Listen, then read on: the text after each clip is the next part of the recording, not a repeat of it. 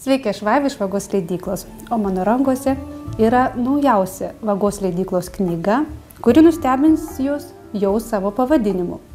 Mano vardas Nudžud, man 10 metų, aš išsiskyrusi. Pasirinkau šią knygą pristatyti jums todėl, kad pati praleidau 3 metus Arabijos šalyse.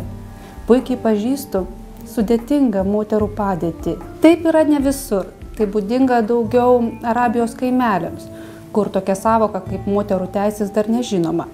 Sunkiausia moterims yra tada, kai jos ištekinamos dar būdamos vaikais – 9, 10, 11 ar 12 metų. Ši istorija apie 10-metę mergaitę Nudžud, kuris savo pavyzdžiui įrodė, jog situacija keičiasi.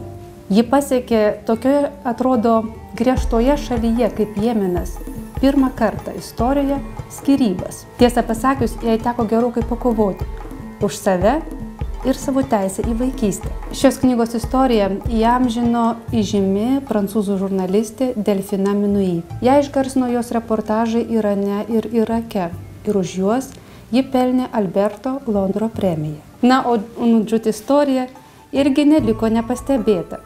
2008 metais Niujorke šiai mergaitei buvo suteiktas metų moters vardas.